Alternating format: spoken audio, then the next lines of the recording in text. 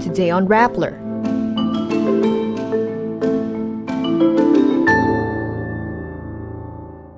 Former Senator Leila de Lima is cleared of her third and final drug case.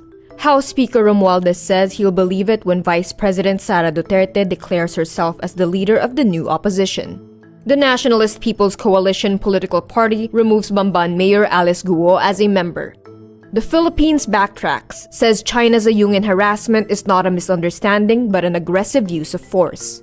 Taiwanese President Lai says democracy is not a crime and autocracy is the real evil.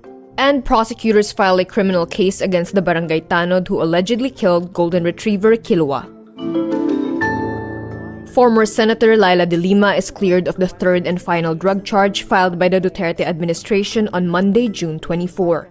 Napakalaki po ng ginhawa at saya ang nararamdaman ko ngayon. That means I am now completely free and vindicated.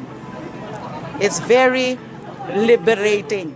A Muntinlupa court clears de Lima after granting her demurrer to evidence, which is in effect a motion for an outright dismissal. She is also cleared in her two disobedience cases by a Quezon City court. De Lima was granted bail in November 2023 after almost 7 years in detention. Aside from legal charges, de Lima went through a nasty public trial, with Duterte's allies in the House making misogynistic remarks as they delved into her private life. House Speaker Martin Romualdez says he respects Vice President Sara Duterte's decision to step down from her cabinet post, but he has yet to recognize assertions that she is the new face of the opposition. This after Duterte ally Harry Roque said the vice president could be the new opposition leader after her resignation on Wednesday, June 19. Romualdez says he just has to, quote, hear it from the VP. The two hit a rough patch in the lead-up to the vice president's resignation. Duterte and Romualdez last saw each other during the 2023 budget hearings when Duterte requested for 650 million pesos in confidential funds. In 2023, Duterte's political allies were also demoted from their senior roles at the House. In January, Duterte claimed she was on the receiving end of, quote, despicable treatment from within the president's circle. Nationalist People's Coalition Chairman and former Senator Tito Sotto orders the expulsion of suspended Bamban Tarlac Mayor Alice Guo.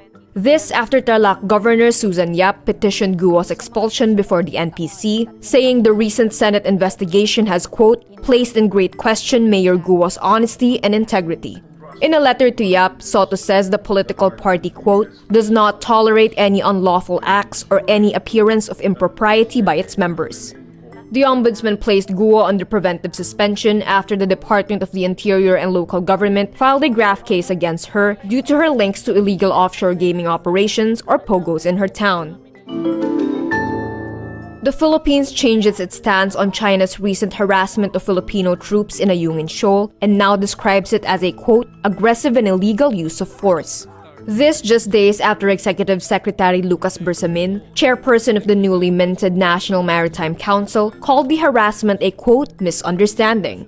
After our visit to our troops in Palawan yesterday, we have now come to the conclusion that it was not a misunderstanding. It was an aggressive and illegal use of force.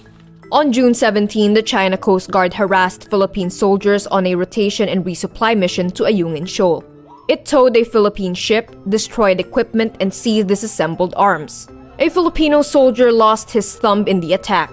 But the Philippines maintains the harassment is not an armed attack and not a reason to invoke the Mutual Defense Treaty with the United States. Taiwan President Lai Ching-te says democracy is not a crime and autocracy is the real evil after China threatens to impose the death penalty in extreme cases for die-hard Taiwan independent separatists. China views Taiwan as its own territory and has made no secret of its dislike of Lai, who took office in May this year, saying he is a separatist. On Friday, China ramped up its pressure on Taiwan by issuing new legal guidelines to punish those who support the island's formal independence. Chinese courts have no jurisdiction on the island. Lai rejects Beijing's sovereignty claims and says only Taiwan's people can decide their future. China says any move by Taiwan to declare formal independence would be grounds to attack the island. The government in Taipei says Taiwan is already an independent country.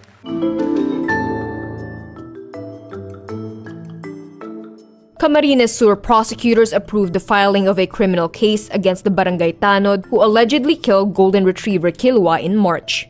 Killua's killing went viral in March and gained widespread condemnation.